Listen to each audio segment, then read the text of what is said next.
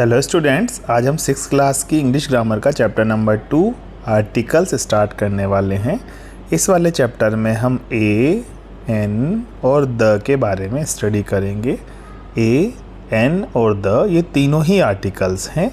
Articles को broadly दो category में डिवाइड किया जा सकता है। एक है इनडेफिनेट आर्टिकल्स और एक दूसरा है डेफिनेट आर्टिकल्स। ठीक है, तो इनडेफिनेट और डेफिनेट आर्टिकल्स क्या होते हैं ये जानने के लिए आपको इन दोनों वर्ड्स का मतलब थोड़ा सा समझने में आना चाहिए। तो इनडेफिनेट का मतलब होता है अनसर्टेन, यानी कि जो फिक्स नहीं हो, और डेफिनेट का मतलब होता है सर्टेन, जहाँ फिक्सेशन कुछ ना कुछ टाइप का तो हो। तो इनडेफिनेट आर्टिकल इनडेफिनेट नाउन्स के पीछे लगता है, क्योंकि आपको ये तो पता होना चाहिए कि आर्टिकल्स वो हैं जो नाउन के पीछे यूज़ होते हैं। जनरली जो आर्टिकल्स हैं वो किसके पीछे यूज़ किए जाते हैं? नाउन के पीछे। नाउन क्या है? Name of a place, name of a person, name of a thing. तो इस तरह की नाउन के पीछे क्या यूज़ किया जा सकता है? आर्टिकल। आर्टिकल जो ए और एन हैं दोनों ही सिंगुलर हैं, यानी कि ये वन को दिखाते हैं। एक नाउन की क्वांटिटी जब होती है तभी ए या एन आर्टिकल का यूज़ किया जा सकता है। तो आपको इतनी जानकारी तो दे दी मैंने कि ए और एन दोनों इनडेफिनेट आर्टिकल हैं। इनडेफिनेट नाउन के पहले लगते हैं, और जो द है वो डेफिनेट आर्टिकल है, यानी कि डेफिनेट नाउन के पहले ये लगा करेगा। ठीक है, अब कुछ एग्जांपल्स देखते हैं जिससे ये क्लियर हो जाएगा कि डेफिनेट नाउन क्या है, इनडेफिनेट नाउन क्या है, डेफिनेट आर्टिकल क्या है और इनडेफिनेट आर्टिकल क्या है। तो सबसे पहले अपन इनडेफिनेट वाले जो दो आर्टिकल्स हैं ए और एन, इनके बारे में जानते हैं। ठीक है, तो इनडेफिनेट आर्टिकल्स हैं, यानी कि इनडेफिनेट नाउन से पहले लगेंगे। इनडेफिनेट नाउन वो जो किसी पर्टिकुलर फिक्स नाउन को शो नहीं करते हैं। जैसे कि अगर मैं एक एग्जांपल देखूं, आई सो अ बॉय, तो आई सो अ बॉय, मैंने एक लड़के को देखा। वो लड़का कौन था, कहाँ से आया, किसका था, ये जानना ज़रूरी नहीं है। किसी पर्टिकुलर लड़के की बात चली नहीं रही। आई सो अ बॉय ऐसा चल रहा है, तो उसकी आइडेंटिटी अननोन है। तो ये इनडेफिनेट नाउन हो गया कि लड़का कौन था ये नहीं पता। ठीक है, इसलिए इनडेफिनेट नाउन है। इनडेफिनेट नाउन से पहले इनडेफिनेट आर्टिकल लगेगा, और एक सिंगल बॉय है ना, बहुत सारे बॉयज़ होते हैं तो ए और एन दोनों नहीं लगता। ठीक है, अब सिंगल बॉय है, सिंगुलर नाउन के पहले ए या एन में से एक लगेगा। बात यह है कि चलो हमें पता चल गया कि बॉय इनडेफिनेट नाउन है। इनडेफिनेट नाउन है तो उससे पहले इनडेफिनेट आर्टिकल लगेगा, ये भी पता चल गया। और ये भी पता चल गया कि सिंगल है तो ए और एन में से एक लगेगा, लेकिन ए लगेगा या एन लगेगा इसकी जानकारी अभी होना बाकी है। अब कभी कभी हमारे अंदर एक मिसकंसेप्शन होता है कि ए और एन कब लगता है। जनरली हम इस चीज़ के बारे में कंफ्यूज हो जाते हैं कि जो इंग्लिश में 5 वोवल हैं, ए, ई, आई, ओ और यू, तो अगर कोई नाउन इनमें से किसी एक लेटर से स्टार्ट हो रहा है तब तो उसके पहले एन लगेगा, ए एन, और इनसे पहले स्टार्ट नहीं हो रहा है तो फिर ए लगेगा। ठीक है, ये मिसकंसेप्शन है, हमारी गलतफहमी है। हमको इस चीज़ को याद नहीं रखना है। हमें क्या याद रखना है कि अगर वोवेल वाले साउंड से स्टार्ट हो रहा है, वोवेल से नहीं, वोवेल वाले साउंड से अगर स्टार्ट हो रहा है तब तो एन लगेगा, और कॉन्सोनेंट वाले साउंड से स्टार्ट हो रहा है तो फिर एन हट जाएगा और केवल ए लगेगा। तो हमें कॉन्सोनेंट या वोवेल से मतलब नहीं है, जबकि हमें किससे मतलब है? वोवेल और कॉन्सोनेंट के साउंड से मतलब है।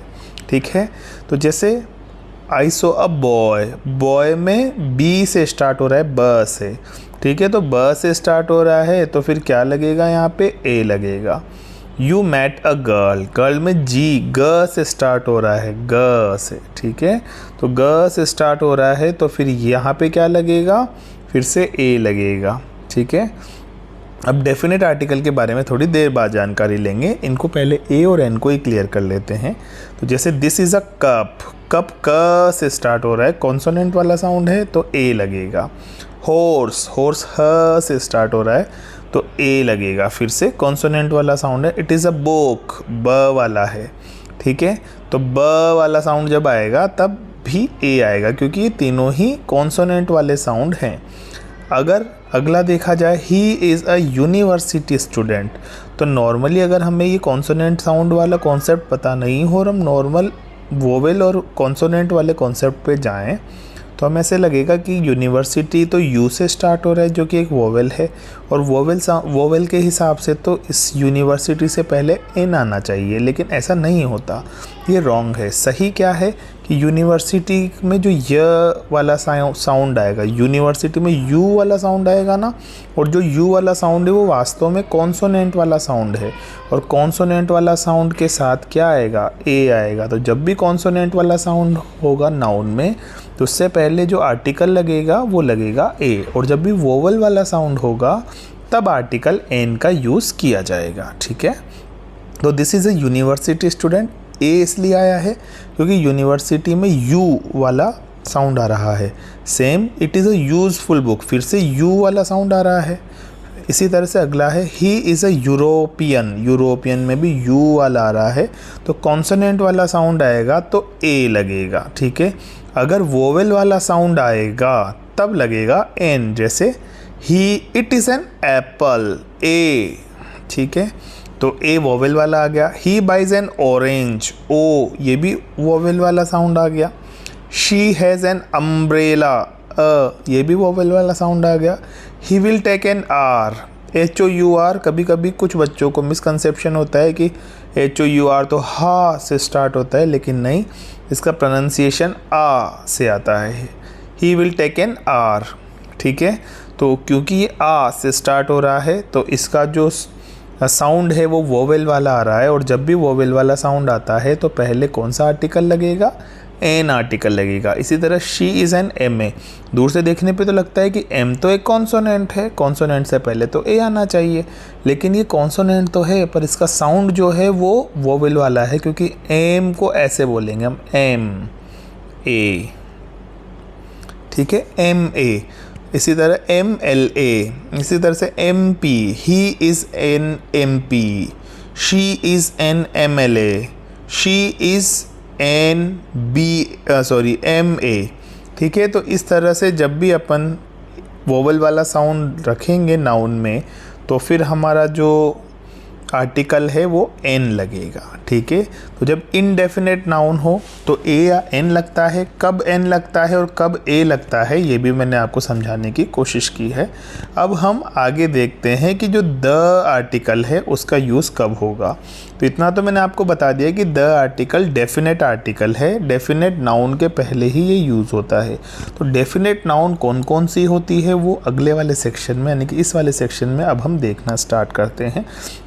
तो डेफिनेट नाउन का पहला पार्ट तो है, जैसे किसी रिवर का नाम आ गया, किसी ओशियन का नाम आ गया, किसी माउंटेन का नाम आ गया, या किसी कैनाल का नाम आ गया। तो रिवर में आप जानते हैं जैसे गंगा, यमुना, सरस्वती, etc। ओशियन जैसे कि पैसिफिक ओशियन या अरेबियन सी, रेड सी, है ना, बड़ा जो इसमें वाटर की क्वांटिटी रहती है। माउंटेन में जैसे हिमालयाज़ हो गया, अरावलीज़ हो गया। कैनाल, सी, कैनाल में जैसे इंदिरा गांधी कैनाल हो गया, etc। तो इस तरह से द का एक यूज़ तो हो गया। फिर दूसरा यूज़ आता है द का किसी ऐसी नाउन के पहले जो कि एक कंप्लीट स्पीशीज़ को शो करती है। किसको? कंप्लीट स्पीशीज़ को। जैसे the cow is a useful animal, तो यहाँ पे एक पर्टिकुलर काऊ की बात नहीं हो रही, बल्कि ऐसे काऊ की पूरी प्रजाति, पूरी जाति के बारे में बताया गया है कि जितनी भी काउज़ हैं, ठीक है, काऊ कोई सी भी ले लो, एक पर्टिकुलर काऊ नहीं, कोई सी भी काऊ अगर लें तो हम कह सकते हैं the cow is a useful animal. इसी तरह डॉग के लिए कह सकते हैं the dog is a faithful animal. तो डॉग ऐसे एक पर्टिकुलर डॉग की बात नहीं है, लगभग सभी डॉग के लिए फेमस है कि वो फेथफुल है। सभी काउस के लिए ये फेमस है कि वो क्या है, यूज़फुल है। ठीक है, तो काऊ की पूरी कम्युनिटी की बात चल रही है तो द का यूज़ करेंगे। डॉग की पूरी कम्युनिटी की बात चल रही है तो हम द का यूज़ करेंगे। देखो ना, the cow is a useful animal, the dog is a faithful animal. इसी तरह द का यूज़ हम रिलीजियस बुक्स के नेम के पहले भी कर सकते हैं। रिलीजियस बुक्स जैसे द कुरान है, द बाइबल है, गीता है, रामायण है, महाभारत है ना। इस तरह की सारी बुक्स जो रिलीजियस बुक्स हैं, होली बुक्स हैं, उनके पहले भी क्या यूज़ किया जा सकता है, द यूज़ किया जा सकता है। जैसे my mother reads the Ramayana daily, the Bible is a holy book. Okay, तो ये भी हो गया। अब नेक्स्ट जहाँ पे द का यूज़ किया जा सकता है, नेक्स्ट डेफिनेट नाउन वो हैं जो कि हमारी डायरेक्शंस हैं। तो 4 तरह की डायरेक्शंस जनरली हम देखते हैं, NEWS। न्यूज़ जो वर्ड है ना, इनके चारों लेटर से एक एक डायरेक्शन बनती है। ये है नॉर्थ, ये है ईस्ट, ये है वेस्ट और ये है साउथ। तो नॉर्थ, ईस्ट, वेस्ट, साउथ, ये 4 तरह की डायरेक्शन से इनका नेम जब भी यूज़ होता है तो उसके पहले भी हम द का यूज़ करते हैं। जैसे he is moving to the west, ठीक है, India is to the east of something, ठीक है। तो ये जो डायरेक्शंस हैं उनके नेम के पहले क्या यूज़ किया जाएगा, कौन सा आर्टिकल यूज़ किया जाएगा, द आर्टिकल यूज़ किया जाएगा। तो डेफिनेट नाउन में 4 पार्ट्स तो ये हो गए। अगला 5th पार्ट देखते हैं कि जो एडजेक्टिव्स होते हैं उनकी अगर सुपरलेटिव डिग्री है, जैसे गुड नॉर्मल डिग्री हो गई, फिर पॉजिटिव डिग्री हो गई, फिर कंपैरेटिव डिग्री उसकी बेटर हो गई, फिर उसकी सुपरलेटिव डिग्री हो गई बेस्ट, ठीक है।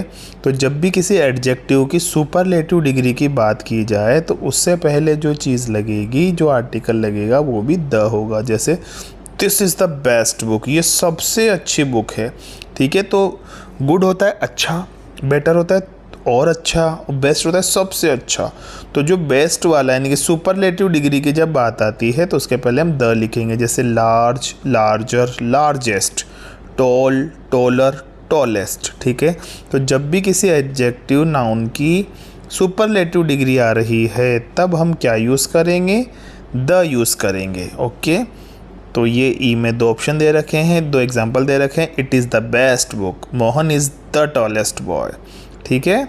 तो जब भी सुपरलेटिव डिग्री है तो द का यूज़ हो गया। फिर F सेक्शन देखते हैं, before all the unique things, ऐसी चीज़ें जो यूनिक हैं, यूनिक मतलब जो एक ही हैं, उसके जैसा कोई दूसरा नहीं है, उनके पीछे भी हम द का यूज़ करते हैं उनको स्पेशल शो करने के लिए। जैसे सन एक ही है, मून एक ही है, अर्थ एक ही है, ठीक है ना।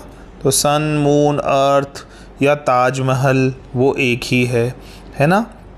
तो जब भी कोई चीज़ें यूनिक हैं तो यूनिक चीज़ के पहले भी हम द का यूज़ करते हैं। जैसे the sun rises in the east, तो जो देखो इसमें इस पूरे सेंटेंस में 2 बार द आया है। तो पहला बार तो द आया है सन के लिए जो कि यूनिक चीज़ है, और दूसरी बार जो द आया है वो है ईस्ट से पहले जो कि डायरेक्शन है। मैंने आपको दोनों ही बार बताया है कि डायरेक्शन के लिए भी द का यूज़ होगा और यूनिक चीज़ के लिए भी द का यूज़ होगा। इसी तरह से the sky is blue, the earth moves round the sun, तो इसमें भी 2 बार द आया है। एक बार तो आया है अर्थ के लिए जो कि यूनिक है, फिर सन के लिए जो भी यूनिक है। तो जब भी इस तरह से यूनिक चीज़ें आप देखेंगे तो उसके पहले भी आप द का यूज़ करेंगे।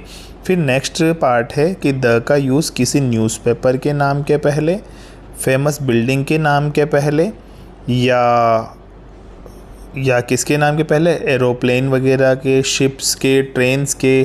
जैसे वंदे भारत ट्रेन लगा दी, विक्रांत एरोप्लेन या विक्रांत जेट लगा दिया। कोई फेमस बिल्डिंग जैसे ताजमहल ले ली। न्यूज़पेपर जैसे कि Dainik Bhaskar, Rajasthan Patrika, Hindus, times of India, ठीक है। इस तरह के न्यूज़पेपर्स के नेम ले लिए, हिंदुस्तान टाइम्स, इकोनॉमिक टाइम्स। तो इन सब के नेम के पीछे द लगेगा। जैसे I read the Hindustan times daily, he has not seen the Taj Mahal, the Vikrant is in the port, the Chetak express is fast train, ठीक है। तो ये ट्रेन का नाम हो गया चेतक एक्सप्रेस, इसी तरह से पोर्ट पर एक शिप है विक्रांत, INS विक्रांत करके ऐसे आता है अपने, ठीक है। तो इन सभी के नेम के पीछे भी द लगाया जाता है। डेफिनेट नाउन है, किसी प्रॉपर डेफिनेट नाउन के पीछे जब भी यूज़ करेंगे तो डेफिनेट आर्टिकल होगा, और डेफिनेट आर्टिकल हमारे पास है द, और इनडेफिनेट आर्टिकल हमारे पास है ए और एन, याद रखना है, ठीक है। रिकेप के लिए मैंने आपको वापस बता दिया। फिर एच पार्ट देखते हैं इसका, वो है before proper noun if they are use to show similar qualities as Kalidas is the Shakespeare of India, है ना। जैसे शेक्सपियर से हम कालिदास का कंपेयर कर रहे हैं, या Kota is the Kanpur of Rajasthan, ठीक है। या फिर हम और भी कुछ कह सकते हैं, Bhilwara is the Surat of Rajasthan, ठीक है, या Surat is the Manchester of India, है ना। ऐसे बहुत कुछ भी अगर कंपेयर कर रहे हों, या किसी और भी व्यक्ति के लिए अपन ऐसे कंपेयर करके कह सकते हैं कि, है ना, जैसे ये तो उसकी जैसे खेलता है, Virat Kohli is the new Sachin of India, ठीक है। तो जिससे कंपेयर कर रहे होते हैं उसके नेम से पहले द लगा दिया जाता है। जैसे Kalidas is the Shakespeare of India, तो शेक्सपियर भी महान, बहुत ज़्यादा जो लीजेंडरी राइटर थे, और कालिदास भी इंडियन हिस्ट्री में, इंडियन लिटरेचर के अंदर इतना ही कुछ लिखा हुआ है इन्होंने, तो इसलिए इनको कहा जाता है कि कालिदास जो हैं वो इंडिया के शेक्सपियर हैं। फिर अगला है before the names of communities and caste. तो कम्युनिटीज़ कौन सी हैं, जैसे हिंदू, मुस्लिम, सिख, है ना। और कम्युनिटीज़ ऐसे भी है, जैसे इंग्लैंड के लोगों को इंग्लिश कहा जाता है, स्पेन के लोगों को स्पेनिश कहा जाता है ना। और फ्रेंच कहा जाता है फ्रांस के लोगों को, तो the French, the Spanish, the English, the Dutch, जैसे हॉलैंड के लोगों को डच, हॉलैंड नीदरलैंड के लोगों को डच कहा जाता है, तो वहाँ पे द का यूज़ कर सकते हैं, ठीक है। फिर अगला पार्ट है, ये जो ऑल और बोथ है, दो वर्ड्स लिखे हुए हैं यहाँ पे, ऑल और बोथ, ठीक है। तो ऑल के बाद जैसे all the members, all the boys, all the girls, ठीक है। और बोथ के बाद, इन दोनों के बाद द लगा सकते हैं। Both the childrens are playing well, both the rooms are empty, both the bags are beautiful, है ना। तो बोथ के बाद द लग सकता है, ऑल के बाद भी द लगेगा, ठीक है। तो बोथ और ऑल ये दो ऐसे वर्ड्स हैं जिनके बाद में द लगता है। इसी तरह से दो वर्ड्स हैं होल और सेम, होल यानी कंप्लीट और सेम यानी एक जैसा, तो इनके पहले द लगता है, ठीक है। तो होल और सेम के पहले द लगेगा, और ऑल और बोथ के बाद में द लगेगा। ये एग्जाम्पल्स के थ्रू शो भी कर रखा है। All the girls, both the friends, the whole, he came here on the same day, ठीक है। देखो सेम और होल के पहले द लगा, ऑल और बोथ के बाद में द लगा, ठीक है। तो इस तरीके से ये द का कॉन्सेप्ट कुछ और हमारा क्लियर हुआ।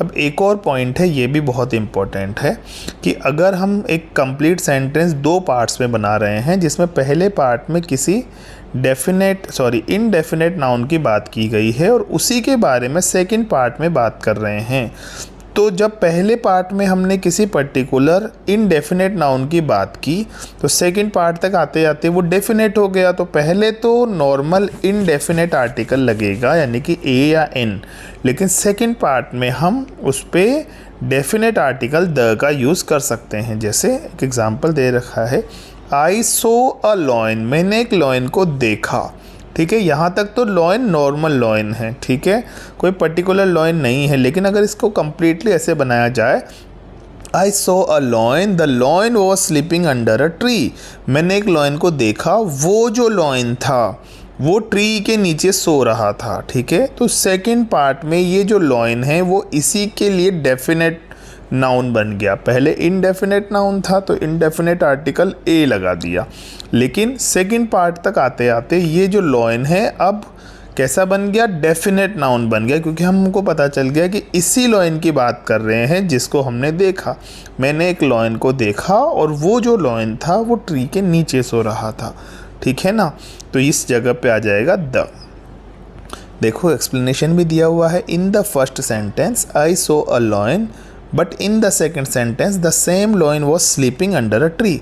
And here in the second sentence, the is used before the lion to specify his identity. क्योंकि हमें पता चल गया कि हम उसी lion की बात कर रहे हैं, तो फिर हमें the को यूज़ करना पड़ेगा. और एक लास्ट है, before a noun, फ्रेज और clause which refers to certainty. तो मैंने आपको पहले भी बताया था कि डेफिनेट आर्टिकल है तो ये सर्टेनिटी को शो करेगा.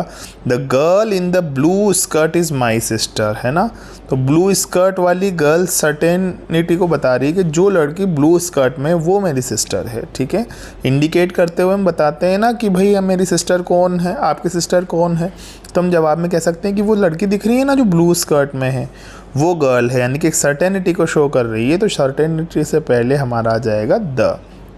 इसी तरह से the man who went out is an excellent singer. जो मैन अभी बाहर निकला ना, अभी जस्ट बाहर गया, वो एक बहुत अच्छा सिंगर है. तो फिर से यहाँ पे ये मैन को सर्टेनिटी से बता दें कि अभी जो निकला ना वो ही अच्छा है सिंगर. ओके, हम देख के बताते हैं ना यार वो जो दिख रहा है ना ब्लू कलर की शर्ट में, वो एक बहुत अच्छा क्रिकेट प्लेयर है. या वो हाँ रेड कलर की जिसने टी शर्ट पहनी हुई है ना, वो लड़की है ना मेरे बुआ की लड़की है. तो इस तरीके से अपन ये कह सकते हैं कि ये इन जगह पे सर्टेनिटी को शो कर रहे हैं और यहाँ पे द आर्टिकल का यूज़ होगा. तो मैंने कोशिश की है कि सिंपल वे में आपको चैप्टर कवर करवाया जाए. आई होप आपको इससे हेल्प मिली होगी. Thank you.